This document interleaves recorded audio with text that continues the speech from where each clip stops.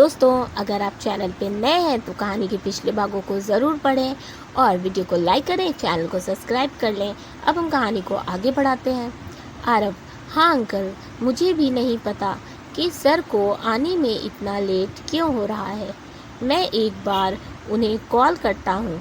इधर मिस्टर सिंघानिया की car royal palace पहुँच जाती है।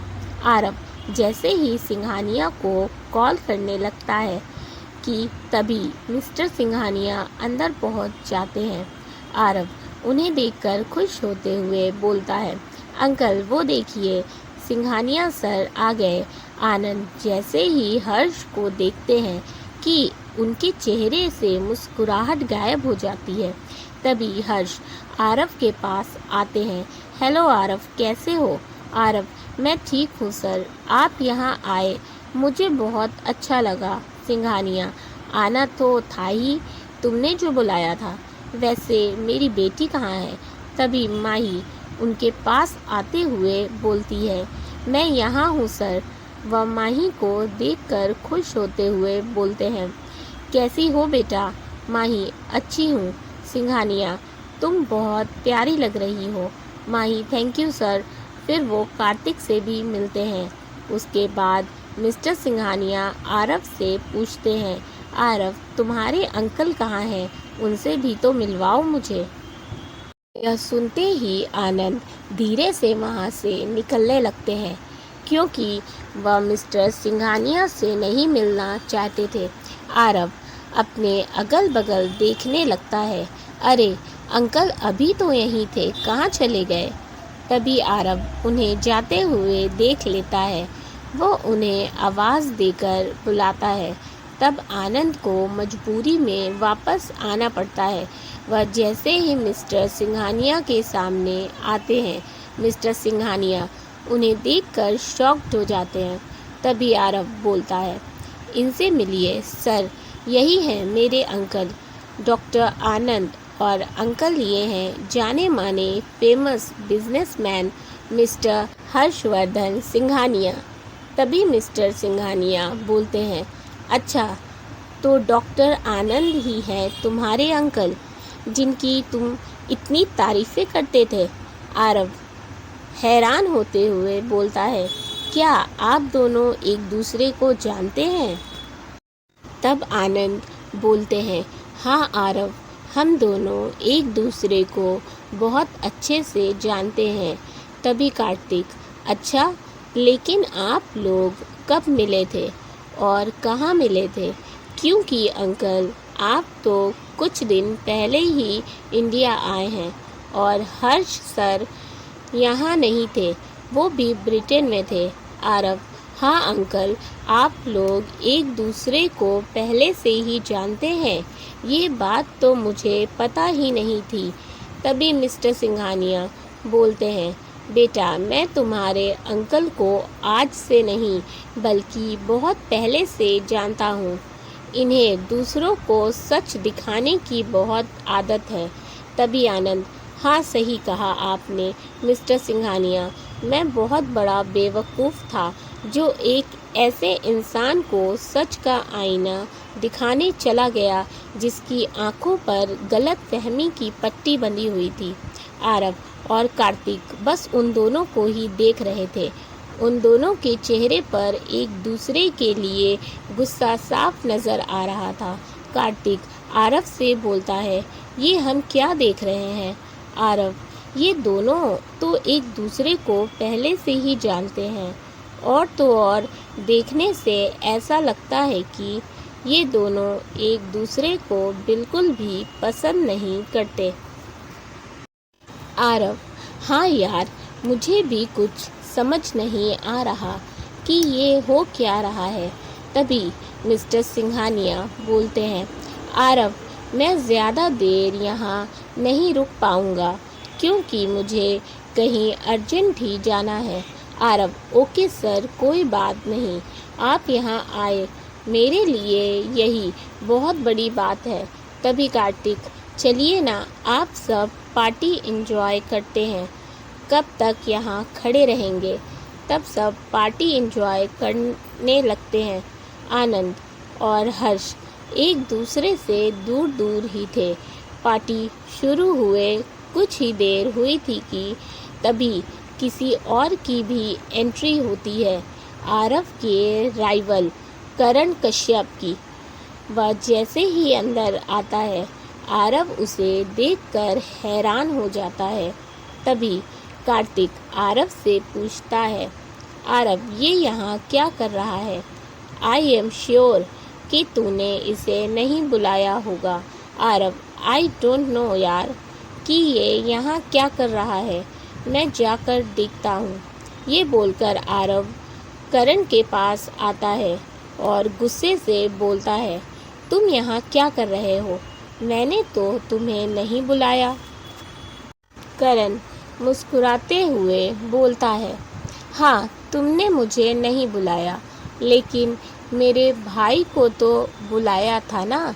वो कुछ प्रॉब्लम की वजह से यहाँ नहीं आ पाया, तो उसकी जगह मैं आ गया। अब मैंने सोचा कि अच्छा तो नहीं लगेगा कि आरव कपूर ने उसे इतने प्यार से बुलाया और वो आ नहीं पाया, तो इसीलिए उसकी जगह मैं आ गया। आरव, तुम में और तुम्हारे भाई में बहुत अंतर है। वो बहुत ही अच्छा और सुलझा हुआ इंसान है और तुम बहुत घमंडी और बदतमीज़ हो।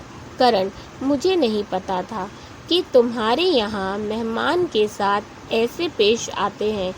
इसकी इज्जत करने की बजाय उसकी बेइज्जती करते हैं। एनीवे, तुम मुझे अपने फैमिली से नहीं मिलवाओगे। आरव, क्यों, तुम्हें उनसे क्यों मिलना है? देखो करण, ज़्यादा ड्रामा करने की ज़रूरत नहीं है। गेस्ट बनकर आए हो ना, तो गेस्ट बनकर पार्टी एंजॉय करो और फिर चुपचाप से यहाँ से चले जाना।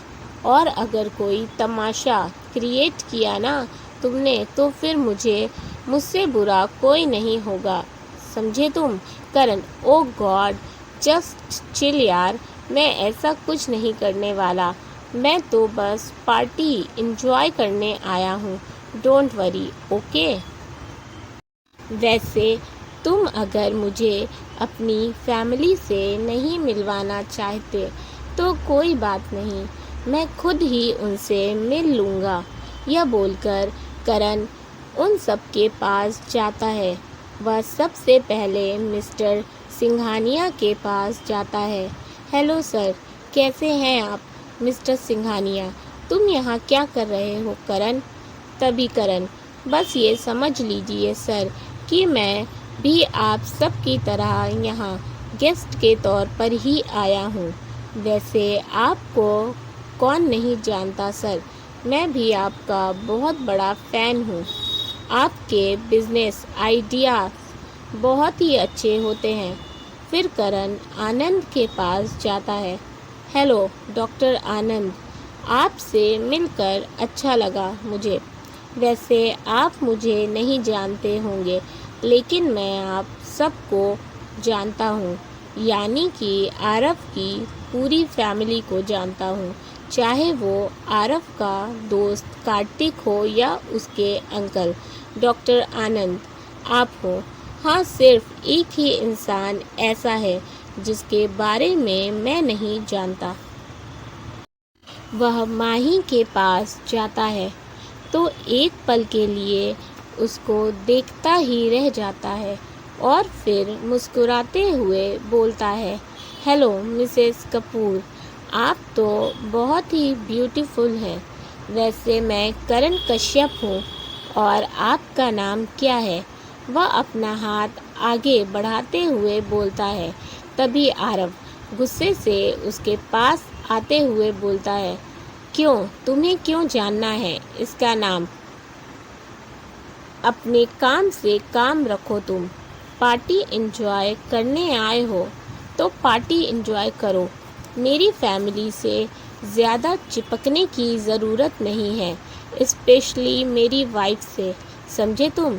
यह बोलकर आरव माही का हाथ पकड़कर वहाँ से ले जाता है, लेकिन करण की नज़र अभी भी माही पर ही थी और माही की नज़र बस आरव पर थी। वह बस आरव को ही देख रही थी। करण अपने मन में सोचता है, मानना पड़ेगा, इस आरव कपूर की वाइफ तो सच में बहुत ही प्रिटी है। आरव माही को लाकर चेयर पर बिठाते हुए बोलता है, तुम उस करण से दूर रहना, वो दिखने में जितना शरीफ लगता उतना है नहीं, ओके? माही हाँ में अपनी गर्दन हिला देती है। पार्टी बहुत अच्छी थी, सब खूब एंजॉय कर रहे थे। निशा तो बस गुस्से से लाल हुई बैठी थी। वह आरव के पास जाना चाहती थी, उसके साथ रहना चाहती थी, लेकिन ऐसा नहीं हो पा रहा था। पूरी पार्टी में उस करण की नज़र बस माही पर ही थी और माही इस बात से अनजान थी, लेकिन आरव ने यह नोटिस कर लिया था, जिसकी वजह से वह माही को कहीं भी अकेला नहीं छोड़ रहा था। वह कोई न कोई बहाने से माही को अपने साथ ही लिए हुए था, जिसकी वजह से करण माही के पास नहीं जा पा रहा था। इधर मिस्टर आहूजा आरव को बुलाते हैं तो आरव माही का हाथ पकड़े उसको साथ लेकर जाने लगता है, लेकिन तभी माही आरव का हाथ छुड़ाते हुए वहीं रखी चेयर पर बैठ जाती है। आरव माही से बोलता है, क्या हुआ, तुम बैठ क्यों गई? हमें मिस्टर आहूजा बुला रहे हैं, चलो। माही गुस्से से बोलती है, मुझे कहीं नहीं जाना, आपने कब से चला चला कर थका दिया है। आप तो मुझे 2 पल के लिए भी अकेला ही नहीं छोड़ रहे हैं। आखिर हुआ क्या है आपको? और वैसे भी मिस्टर आहूजा आपको बुला रहे हैं, मुझे नहीं, तो आप जाकर उनसे बात कीजिए, मैं यहीं बैठी रहूँगी। आप जाइए, मैं तुम्हें यहाँ अकेला नहीं छोड़ूंगा, तुम्हें भी मेरे साथ चलना होगा, समझी तुम? मुझे नहीं जाना मिस्टर आरव, प्लीज़ आप मुझे 2 पल के लिए अकेला छोड़ दीजिए। तभी आनंद आरव के पास आते हैं। आरव बेटा, तुम्हें मिस्टर आहूजा बुला रहे हैं। आरव, ओ अच्छा हुआ अंकल, आप आ गए। आप 2 मिनट के लिए यहीं बैठिए, मैं बस अभी आता हूँ उनसे बात करके। आनंद, ओके तुम जाओ, मैं बैठता हूँ। आरव चला जाता है। आनंद माही के पास ही बैठ जाते हैं और बात करने लगते हैं, और करण कब से इसी तलाश में था कि आनंद वहाँ से जाए तो मैं माही के पास जाऊँ। इधर आरव मिस्टर आहूजा और मिस्टर सिंघानिया से बात कर रहा था। इधर आनंद और माही आपस में बात कर रहे थे। आनंद माही से बोलते हैं, बेटा मेरे सर में बहुत दर्द हो रहा है, इसीलिए मैं घर जा रहा हूँ। माही थोड़ा परेशान होते हुए बोलती है, आप ठीक तो हैं ना? मैं भी चलूँ आपके साथ? आनंद, नहीं, इसकी कोई ज़रूरत नहीं है, घर जाकर दवा खा लूँगा तो ठीक हो जाऊँगा, तुम परेशान मत हो, मैं चलता हूँ। यह बोलकर आनंद आरव के पास जाते हैं। आरव, मैं घर जा रहा हूँ। आरव, क्यों अंकल?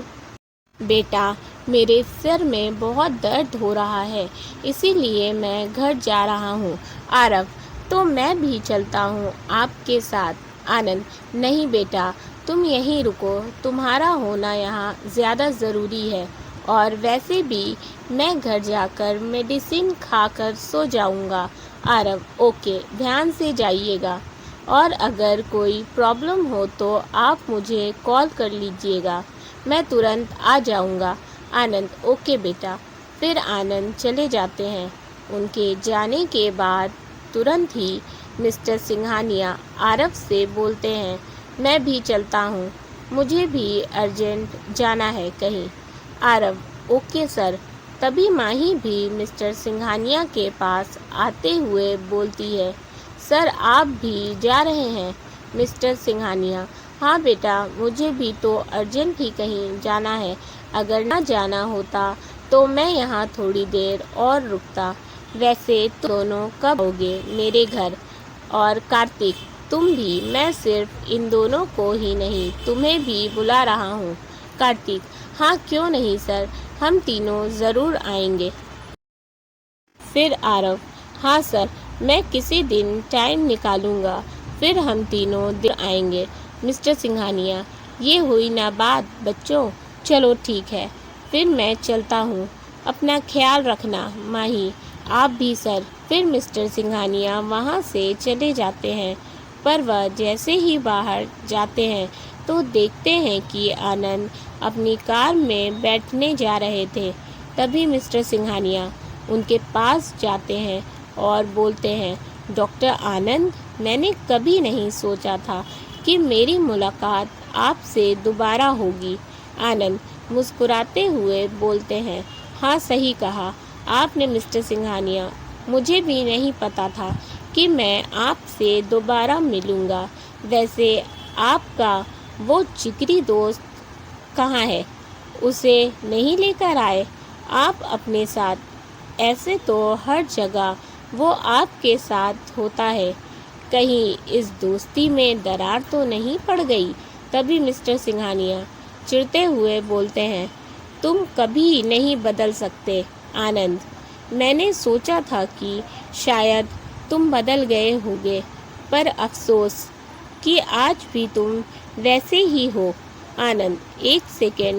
मिस्टर हर्ष ओह सॉरी मिस्टर सिंघानिया, बदला मैं नहीं हूँ, बदले तो आप हैं।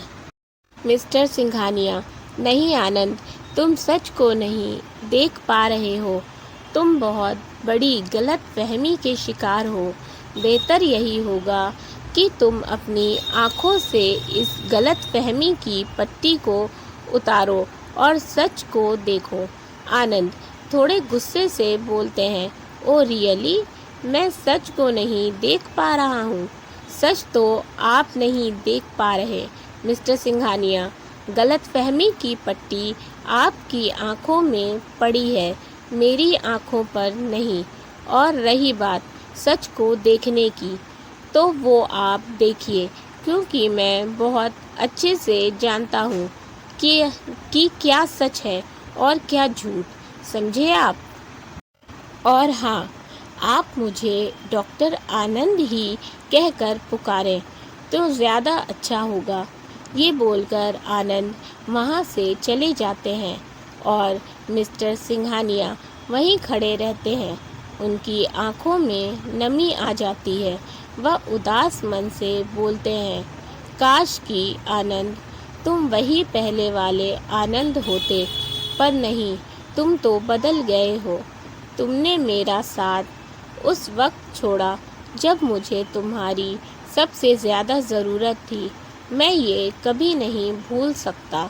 ये बोलते ही उनकी आँखों में गुस्सा आ जाता है और वो गुस्से से बोलते हैं, मैं तुम्हें कभी माफ़ नहीं करूँगा आनंद, कभी नहीं। ये बोलकर वो अपनी कार में बैठते हैं और निकल जाते हैं। दोस्तों आज का एपिसोड थोड़ा शॉर्ट हो गया है, बट मैं नेक्स्ट एपिसोड लंबा बनाऊंगी। तो अगर आपको वीडियो पसंद आया हो तो वीडियो को लाइक कर दीजिएगा, चैनल को सब्सक्राइब करना बिल्कुल ना भूलें, साथ ही अपने फैमिली एंड फ्रेंड्स के साथ भी शेयर करें। अपने फीडबैक हमें ज़रूर देते रहें। And thank you for watching, keep supporting, love you all.